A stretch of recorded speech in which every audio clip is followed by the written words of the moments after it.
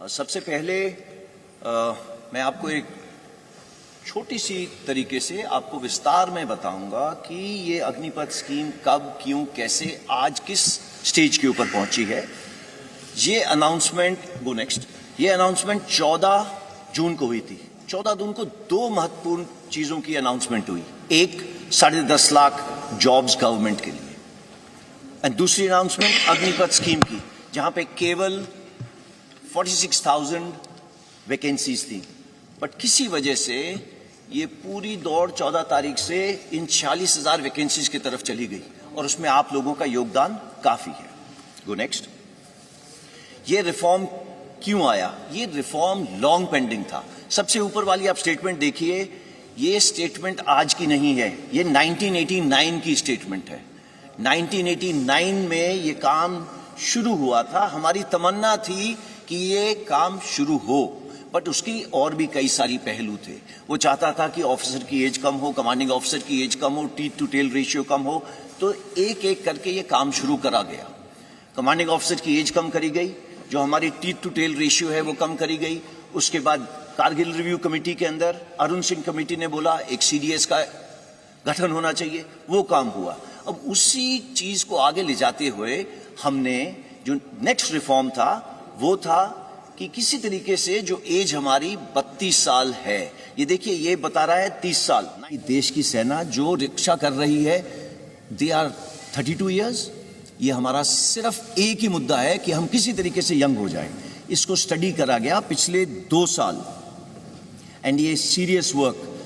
पहले तीनों chief general Rawat मिलके एंड कई लोगों से इसके बारे में डिस्कशन करी कि क्या क्या तरीके हैं, इसकी परसेंटेजेस कैसे करें। उसके अलावा हमने स्टडी करी बाहर के देशों की स्टडी। तकरीबन सारे देश हमने स्टडी करे। सब देशों के अंदर देखा गया उम्र 26, 27, 28। नंबर 2, भर्ती होने के तरीके कितने किस्म के हैं? कम से कम 3 से 4 तरीके हैं भर्ती होने के लिए, एंड सब के अंदर जब वो बाहर निकलना चाहते हैं वो जा सकते हैं। कितने साल में जा सकते हैं? 2 साल, 3 साल, 4 साल। सो मल्टीपल एंट्री एवेन्यूज हैं, मल्टीपल एग्जिट एवेन्यूज हैं, एंड वो बाहर जाके क्या कर रहे हैं? वही चुनौतियां हैं जो हमारे नौजवानों को चुनौतियां हैं बाहर जाने की। इसके बारे में मैं आपको बात करूंगा। देखिए हमें चाहिए क्या? यूथ। यूथ हम सबको मालूम है वो रिस्क ज़्यादा लेता है, उसके अंदर जुनून ज़्यादा है, जज्बा ज़्यादा है। इस जुनून जज्बा को कैप्चर करना जरूरी है, बट ये जुनून जज्बे के साथ में हमें होश की भी ज़रूरत है। जिसको नेक्स्ट। नाउ देखिए, आज जो करंट सिपाही से जो उसके ऊपर होदेदार है, आप सिपाही का जो है वो आप उसको जोश का कंपोनेंट मानिए, और जो 1.28 का कंपोनेंट है एनसीओ से ऊपर, मतलब नायक, हवलदार, नायब सूबेदार, हमारे जैसे होदेदार, वो सब मिला के 1.28 है। हम चाहते थे कि ये यूथफुल प्रोफाइल आने से जो जोश और होश का कंपोनेंट है ये तकरीबन बराबर हो जाए। एंड इससे होगा क्या? Ideal mix youthfulness and experience का। अगेन गोइंग बैक, जोश और होश का एक्सपीरियंस तकरीबन बराबर हो जाएगा। Go next. आज देश के अंदर आपको मालूम है कि फौज की कितनी रिटायरमेंट्स हैं, ये आप सबको मालूम है। फौज के अंदर, आर्मी के अंदर तकरीबन 45,000 से 60,000, नेवी के अंदर तकरीबन 2,500 से 3,500, एयरफोर्स के अंदर सिमिलर नंबर, वो सिर्फ 5,000 हो जाता है। हाउएवर, जो आपको पता होना चाहिए, ये नंबर्स हैं जो हमारे प्रीमेच्योर रिटायरमेंट ले रहे हैं। प्रीमेच्योर रिटायरमेंट का मतलब क्या है? प्रीमेच्योर रिटायरमेंट का मतलब ये है कि अगर मैंने इस फौज के अंदर 25 साल, 30 साल, मैं अभी 59 ईयर्स का हो गया हूँ, 60 में मैंने रिटायर करना है, वो मेरी पूरी एज सर्विस की है। बट इतने तादाद में लोग हैं। इंडियन आर्मी में तकरीबन 14,000, इंडियन नेवी में तकरीबन 3,000, एयरफोर्स में तकरीबन 500 से 600। ये लोग आज भी बाहर जा रहे हैं। इनकी उम्र क्या है? 35, 36, 38 ऐसी उम्र है। ये लोग सब जा रहे हैं। आज तक हमने किसी ने भी कोशिश नहीं की बोलने की, ब्रदर ये बाहर जाके क्या काम कर रहे हैं? ओके, एंड आप इन तीनों को ऐड करो,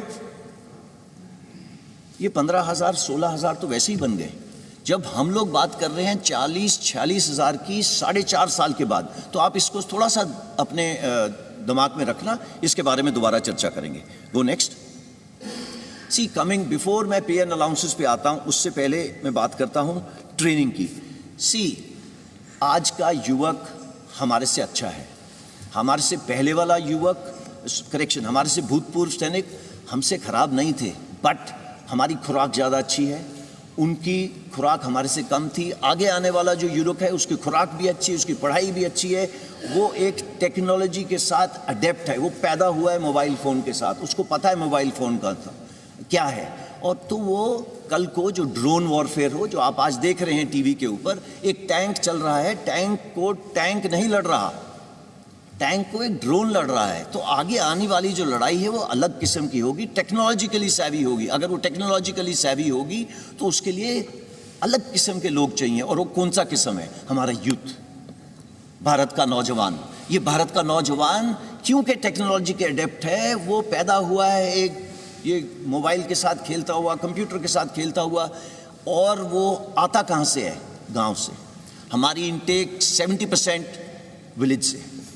नाउ अगर हमारी विलेज से 70% इनटेक है, तो हमारे को जो सॉल्यूशंस बनानी है उनको मद्देनजर रख के बनानी है, ना कि जो अर्बन एरिया के लोग हैं। सो अगर इन 70% को देखा जाए तो वो कहाँ से आ रहे हैं? गांव से। उसके पास है क्या वहाँ पे? खेत या कोई छोटा मोटा व्यवसाय।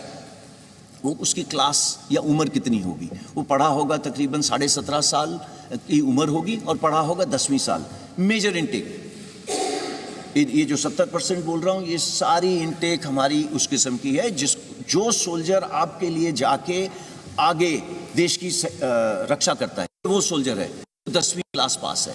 12वीं क्लास के हम ले सकते थे, बट सी हमारा काम थोड़ा जोखिम का है। एंड आप देखते हैं जब भी युद्ध हुए हैं कितनी, चाहे ऑप पवन हो, उसके बाद ऑप पराक्रम हो, चाहे कारगिल वॉर हो, चाहे गलवान हो, आपकी भी आंखें भर जाती होंगी और आपका दिल पिघल जाता होगा जब आप देखते हैं बॉडीज नीचे आते हुए। तो ये काम थोड़ा अलग किस्म का है। तो आप इस काम को मद्देनजर रखते हुए हमने देखा कि इसकी उम्र 17.5 एक एंड पे, दूसरे एंड पे 21। इसमें कोई तब्दीली नहीं है। ये पहले भी वही थी और आज भी वही है। Presenting B News app, available on Google Play and App Store. Download it now.